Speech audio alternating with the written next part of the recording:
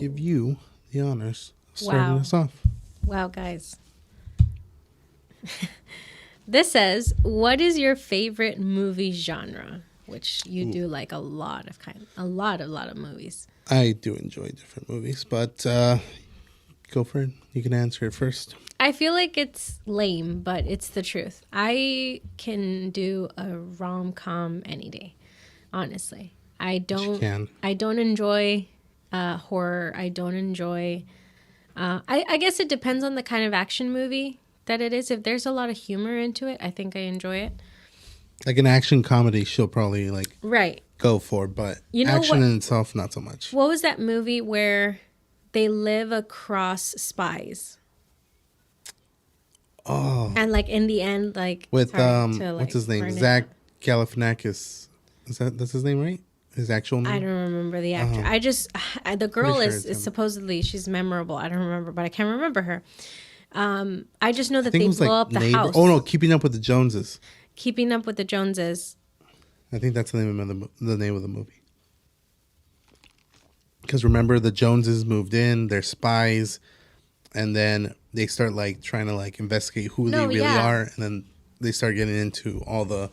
But I forget who the Chaos. couple is because they're Oh, like it's what's her name? She's got a weird name, something with a G, I think. with a G. Yeah, she's It's not Angelina Jolie. she's Wonder Woman. Oh, Gal Gadot. Gal You're Gadot. right. You're okay. Yes. Yeah. That's the movie. So Gal okay. Gadot, and then the other guy is, he comes out in Bridesmaids. He comes out in, I don't know his actual name.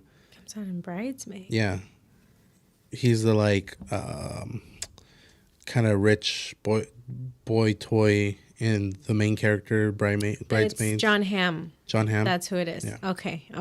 I'm sped up. Anyways, that's an example of like an action movie that I enjoy. That is, I think, funny, but strictly action, not really.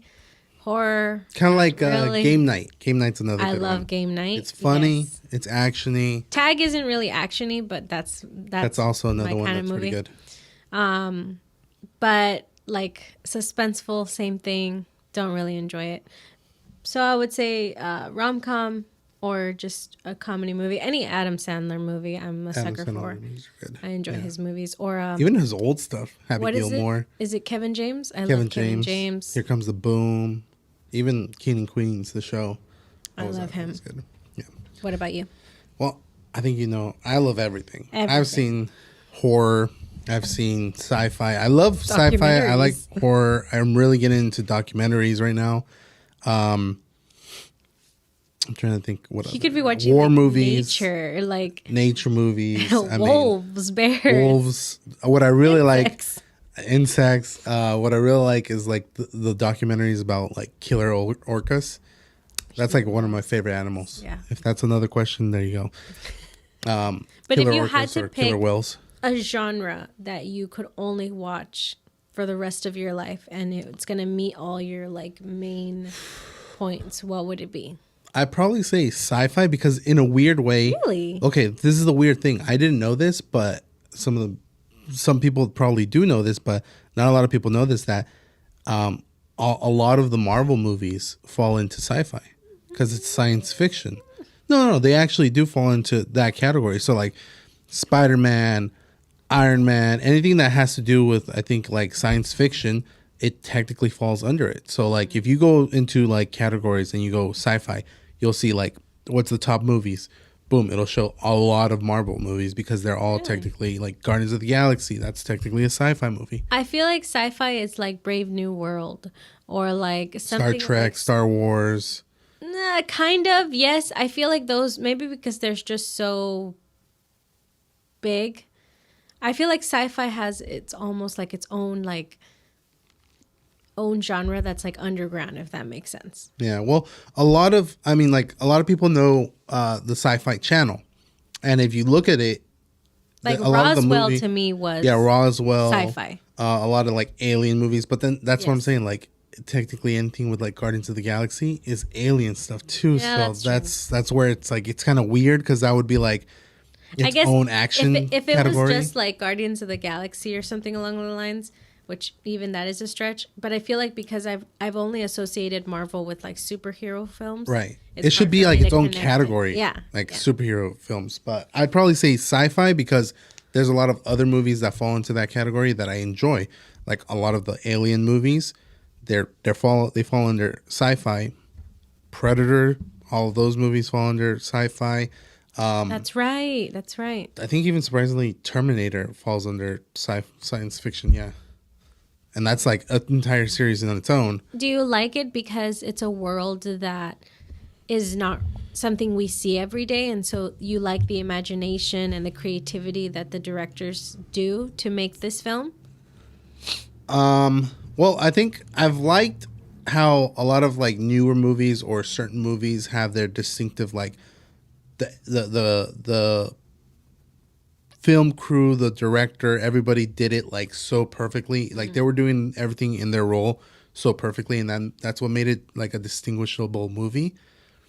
But I also think that when it comes down to like the bare like minimal stuff, what I really enjoy, if it's like you take high definition movies and like everything else out the door, it's like The Last Stand. The Last Stand. The Last Stand. So a lot of war movies, they'll have like a last stand before like the end of the movie. 300, another favorite movie of mine, they have a last stand before the end of the movie where they all die, but there's a last stand. And a lot of these movies, there's kind of like, there's a lot of zombie movies that are like, they have that last stand before the end of the movie where it's like, it's hard to describe because like do you mean like there's a movie before the end? No, there's like a moment in a movie that if it's filmed correctly, it's like the hero is getting overwhelmed by the enemy, that there's just the last stand, so they're holding firm.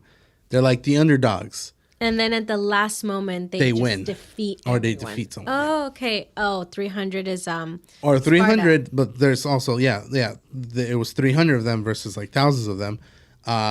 But towards the end, they died. I see. So there's still a possibility. How are they get out of this? How are they going to, or how are they not going to get out of this? Oh, so there's that last stand where it's like, yes. I think for me, because of how I enjoy happy endings. I enjoy the feel-good type movies. Mm-hmm. And because of that, I think that would be the genre I would be okay. Romantic comedies. A lot of Hallmark movies. No, actually, no. I happy ending. I watch some Hallmark movies, but Hallmark movies, okay. I feel like someone who doesn't like rom-coms is going to be like, they're all predictable. But for me, it's like, I feel like I could write Hallmark movies. Some of my favorite rom-coms that I could watch all the time, for example, is like The Proposal. Okay, that's good.